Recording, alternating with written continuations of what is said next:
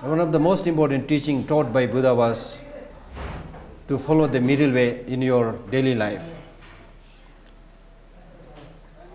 In your daily life, in terms of your thinking, in terms of your actual life, it should not be too luxurious. Do not pamper yourself. There's one extreme. If you pamper yourself and lead a very luxurious life, that is, one extreme. Then another extreme, if you try to also lead a life of, asceticism, self-mortification, life of, poverty, that is also another extreme. So follow the middle way. With the problem of the existing problem between the Tibetans and the Chinese also, His Holiness has suggested, let us follow the middle way.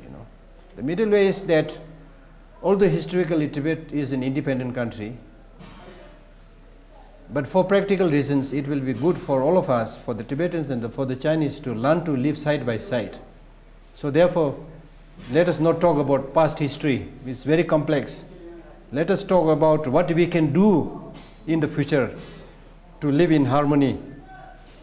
So therefore he suggested, okay, we will be happy to live in association with you, and that way Tibetans will also get benefit. Tibet is a landlocked country, and for economical prosperity and for so many things, Tibetans will also get benefit by living in association with the Chinese.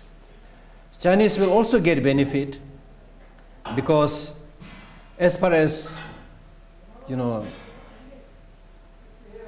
Tibetan culture and Tibetan religion, Tibetans know a lot more than what the Chinese know. It is not only the Tibetans who practice Buddhism, there are millions of Chinese who are traditionally Buddhist. So therefore, in terms of bringing more spirituality, more kind of mental peace, Tibetans can also contribute much. And especially, one of the repeated statements of the Chinese government is that they want stability and unity. And His Holiness has very clearly said that stability and unity will not come through the barrel of the gun, as Mao Zedong was fond of saying. And the reality is that Tibetans and Chinese have been living side by side for so many centuries. We are geographically and physically bound together, living together. You cannot move this physical, land in different directions, saying, okay, we don't have anything to do with you, and then you take the whole land of Tibet or whole land of China and move somewhere, So we have to live together, we like it or not.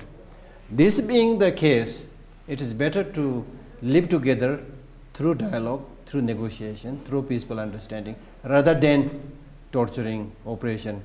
Because if you torture, if you oppress, if you use force, today you will win, but there will be a time when you will be retaliated.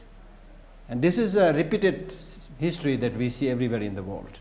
So His Holiness has been very clearly saying violence is not the solution. So let us follow the middle way.